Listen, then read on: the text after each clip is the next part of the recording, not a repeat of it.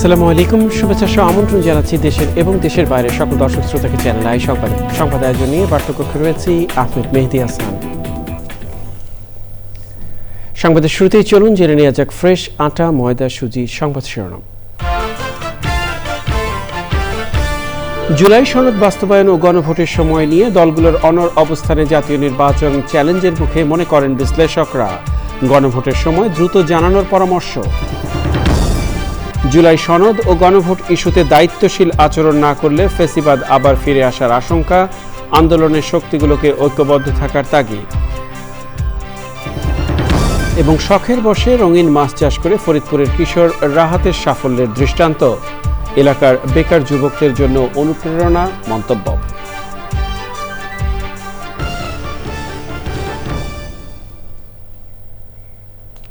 সংবাদ শিরোনামগুলো জানাচ্ছিলাম। প্রিয় দর্শক, এখনকার সংবাদ আয়োজন একই সঙ্গে চ্যানেল আইয়ের ইউটিউব চ্যানেলে এবং চ্যানেল আইয়ের ওটিটি প্ল্যাটফর্ম আই স্ক্রিনে লাইভ স্ট্রিমিং হচ্ছে।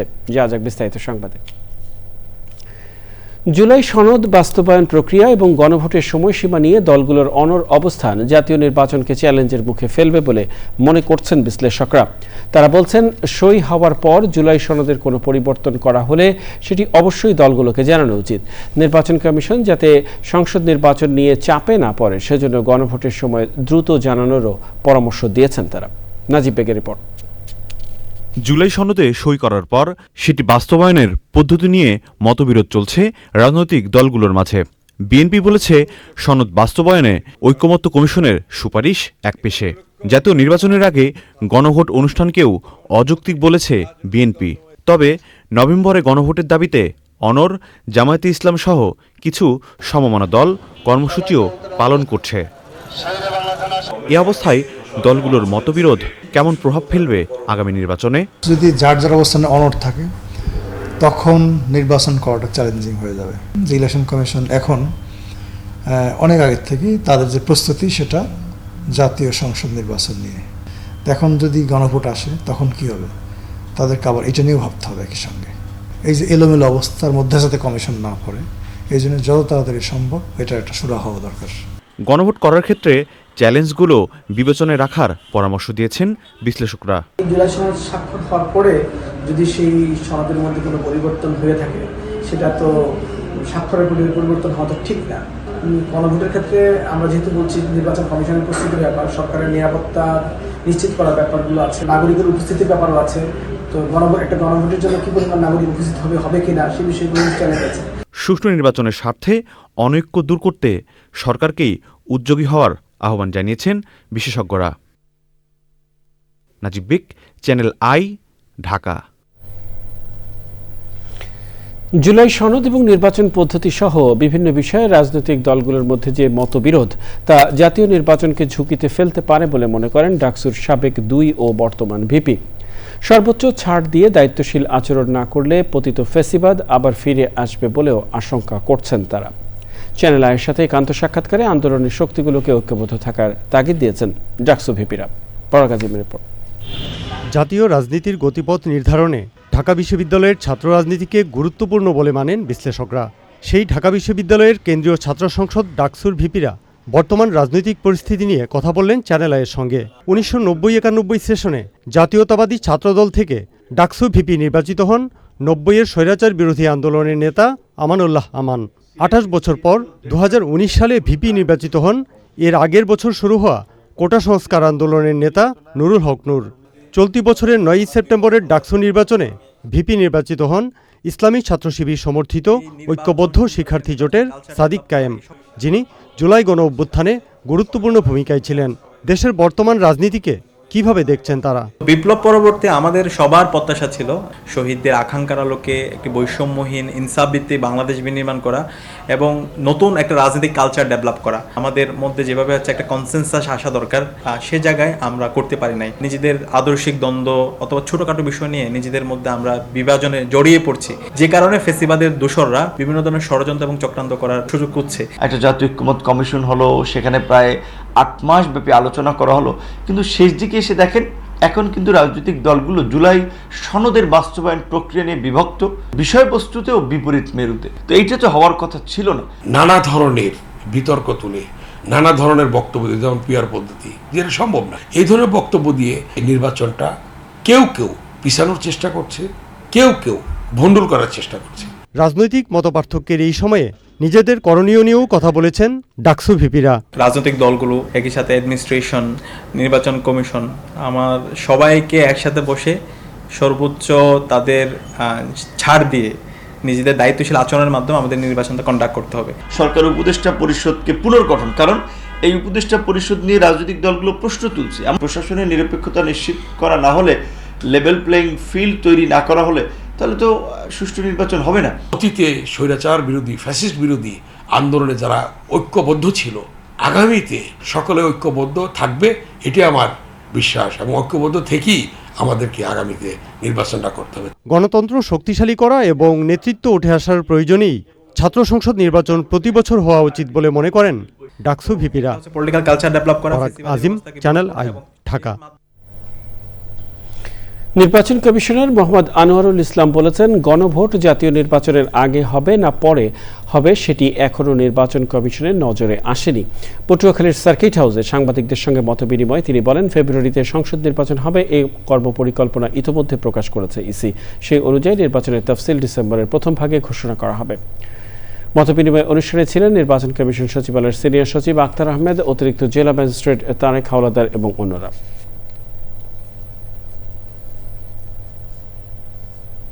গণভোট নির্বাচনের আগে হবে না কবে হবে, বিষয়টি এখনো নির্বাচন কমিশনের নজরে আসে নাই। সরকার কিভাবে প্রস্তুতি নিচ্ছেন সেই জিনিসটি আমাদের কাছে এখনো পৌঁছেনি। ফেব্রুয়ারিতে নির্বাচন অনুষ্ঠিত হবে, রমজান মাসের পূর্বে। এই পরিকল্পনা নিয়ে আমরা কর্ম পরিকল্পনা অলরেডি প্রকাশ করেছি। আমাদের নির্বাচনের যে তফসিল সেটি ডিসেম্বরের প্রথম ভাগে ইনশাল্লাহ আমরা ঘোষণা করব। এ পর্যায়ে ভোটের হাওয়া।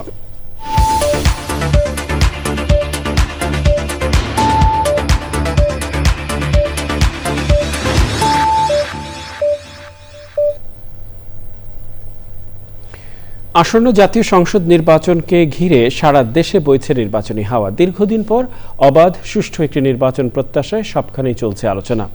দেশের নানান বয়সী, নানান পেশার মানুষ কি ভাবছেন নির্বাচন নিয়ে, আর জানবো কি চাইছেন মেহেরপুরের ভোটাররা। একজন নিষ্ঠাবান সৎ পদপ্রার্থীকে আমরা নির্বাচিত করতে চাচ্ছি।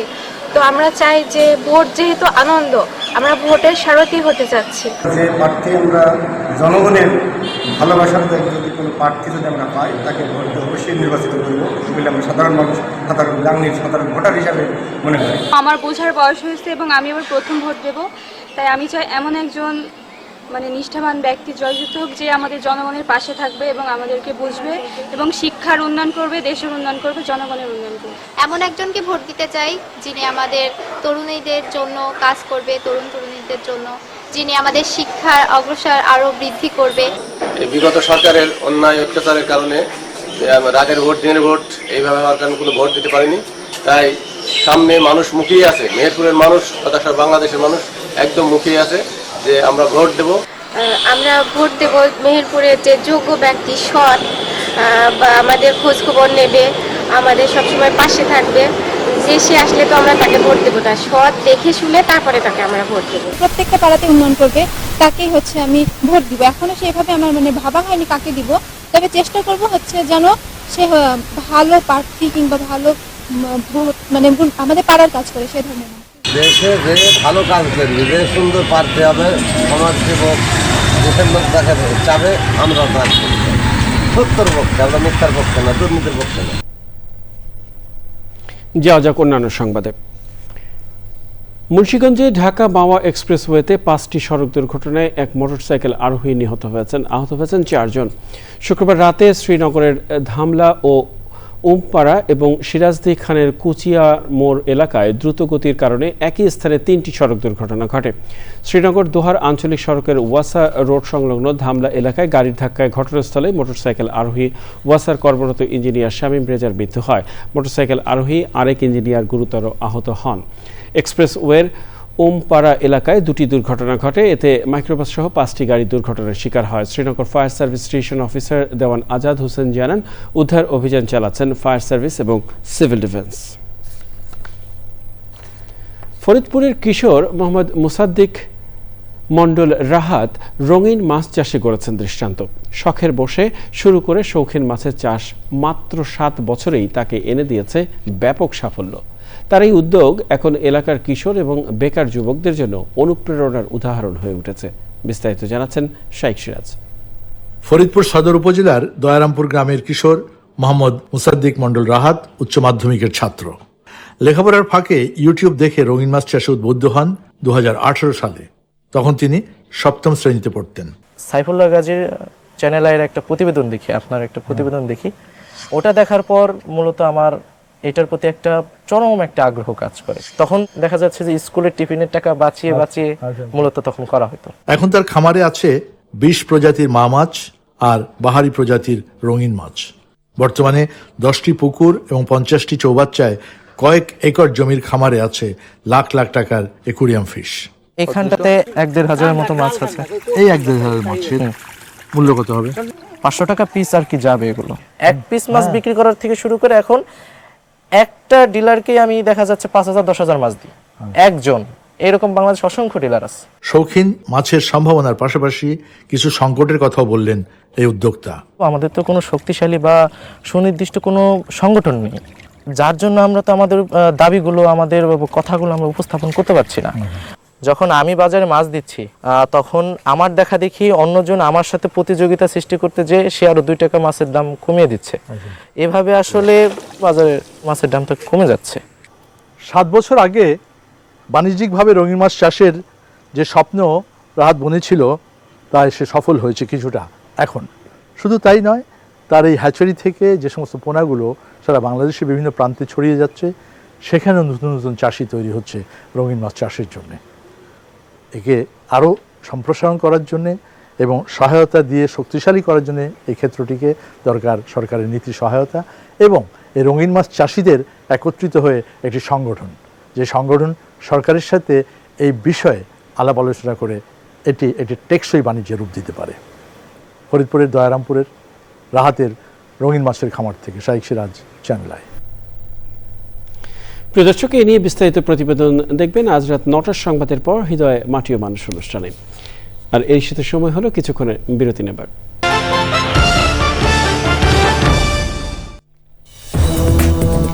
আমন্ত্রণ আরও একবার চ্যানেল আই সংবাদ। হামাসে 2 জিম্মির মরদেহ হস্তান্তর করলে ইসরায়েল বন্দী থাকা 30 ফিলিস্তিনির মরদেহ হস্তান্তর করেছে। তবে আল জাজিরার প্রতিবেদনে বলা হয়েছে মৃত ফিলিস্তিনিদের বেশ কয়েকজনের শরীরে নির্যাতনের চিহ্ন পাওয়া গেছে। এদিকে দক্ষিণ গাজার খান ইউনিস এবং উত্তর গাজার সিটির বিভিন্ন এলাকায় ইসরায়েলি যুদ্ধবিমান এবং আর্টিলারি হামলা অব্যাহত রয়েছে, যদিও ইসরায়েল দাবি করছে যে তারা 2 দিন আগে যুদ্ধবিরতিতে ফিরে গেছে। বাসিন্দারা বলছেন তাদের আশঙ্কা যুদ্ধবিরতি পুরোপুরি ভেঙে গিয়ে আবারও মাত্রায় হামলা শুরু হতে পারে। গাজায় অনেকেই এখনও খাবার, পানি ও আশ্রয়ের জন্য হাহাকার করছে। আল জাজিরা জানায় গাজার মানবিক পরিস্থিতি দিন দিন আরও অবনতির দিকে যাচ্ছে। চিকিৎসা সরঞ্জামের অভাব, ধ্বংসস্তূপের নিচে আটকে থাকা মানুষ এবং তীব্র খাদ্য সংকটের মধ্যেই ফিলিস্তিনিরা টিকে থাকার লড়াই চালিয়ে যাচ্ছে। নিটল টাটা কৃষি সংবাদ।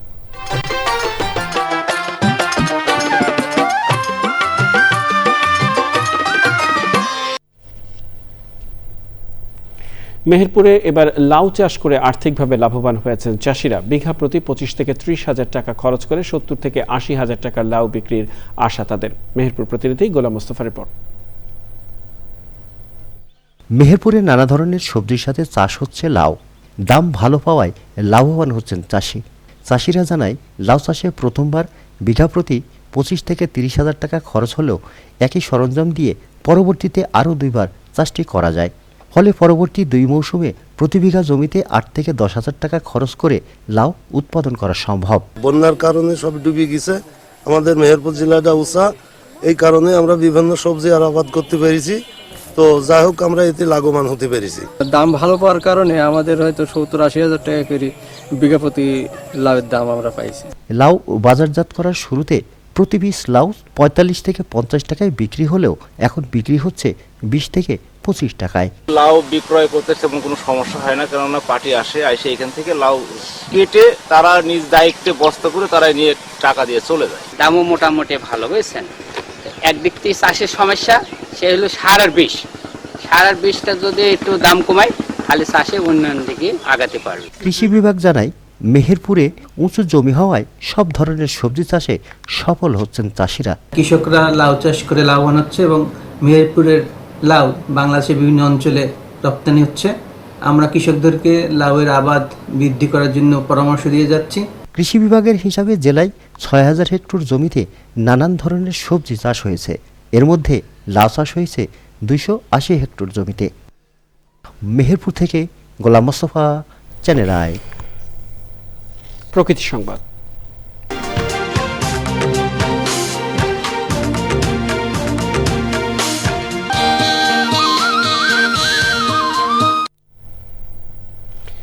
প্রাণ প্রকৃতির পাঠশালা স্লোগানে উপকূলীয় জেলা বরগুনায় যাত্রা করেছে দেশের প্রথম বৃক্ষ পুনর্বাসন কেন্দ্র এবং হাসপাতাল। প্রাকৃতিক আবহে উপবন সৃষ্টি, পাখিদের অভয়ারণ্য এবং প্রকৃতির পর্যবেক্ষণ কেন্দ্র নজর কেড়েছে দর্শনার্থীদের। সংবাদদাতাদের তথ্য ও ভিডিও চিত্রে আফরোজা হাসির রিপোর্ট।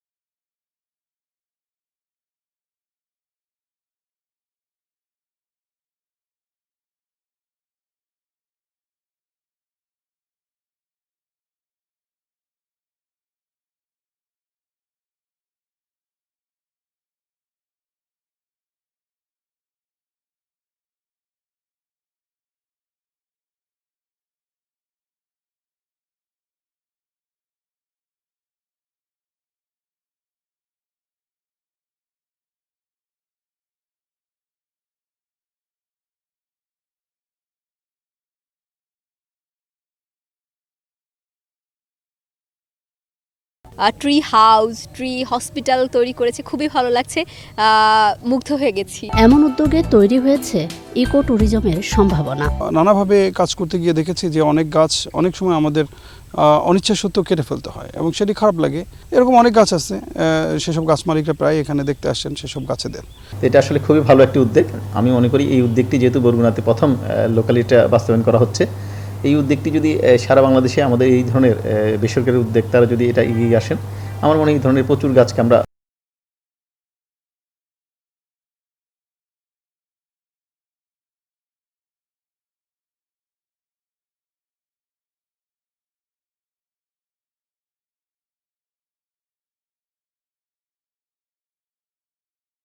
প্রিয় দর্শক, সংবাদের শেষ প্রান্তে আমরা চলুন আরও একবার জেনে নেওয়া যাক যা ছিল এখনকার ফ্রেশ আটা ময়দা সুজি সংবাদ শিরোনামে।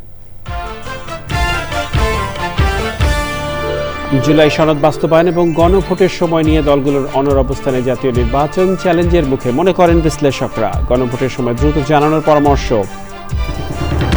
জুলাই সনদ এবং গণভোট ইস্যুতে দায়িত্বশীল আচরণ না করলে ফ্যাসিবাদ আবার ফিরে আসার আশঙ্কা, আন্দোলনের শক্তিগুলোকে ঐক্যবদ্ধ থাকার তাগিদ। এবং শখের বশে রঙিন মাছ চাষ করে ফরিদপুরের কিশোর রাহাতের সাফল্যের দৃষ্টান্ত, এলাকায় বেকার যুবকদের জন্য অনুপ্রেরণা মন্তব্য।